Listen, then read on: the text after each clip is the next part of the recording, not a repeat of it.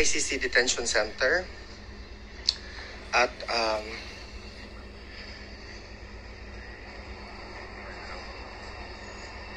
meron po tayo ngayong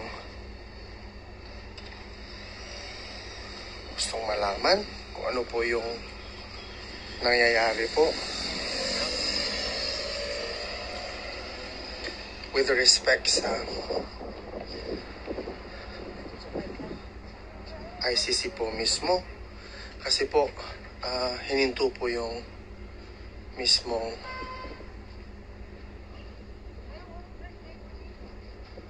traffic dito kung saan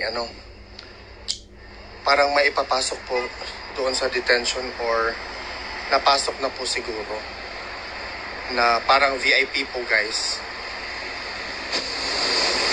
Hindi po natin alam kung sino or ano, pero dito po yung lahat nagsimula na may mga tao po na tipon sa likod mismo ng ICC detention, pero hindi po namin alam kung ano talagang nangyayari. Pero hininto po muna yung traffic kanina. Parang may mga VIP nga doon dito sa mismong likuran. Dumaan po. Hello, Sherlyn. So kung nakikita nyo po, meron po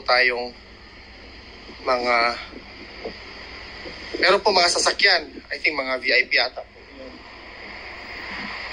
na parang napasok po ata sila dito sa mismong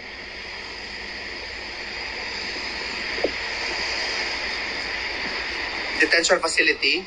Minom lang po muna ako ng coffee.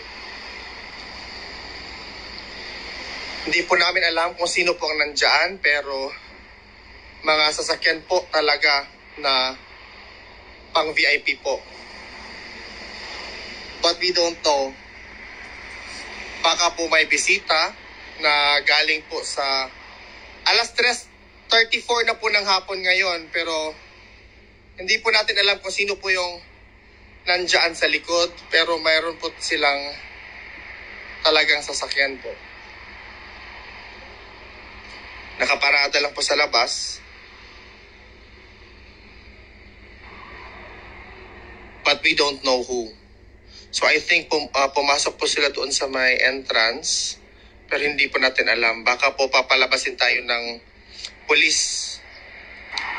Or alisin. Kasi entrance din yan dyan eh. Nakapasok na ata. Pero, the question is, sino ba siya? Baka gusto na lang bisitahin ng ating mahal na Pangulo. Pwede. Oo. VIP, pwede nilang bisitahin si Tatay Digong. Pero hindi kasi tayo pwede. Hello! Pero hindi kasi tayo pwede na lumapit. Kasi nga, baka may paalisin tayo or whatnot. Pero talagang siguro dadadalas na talaga yan. Baka may mga or mga important na mga council ba? Oo, hindi natin alam. Or from the ICC.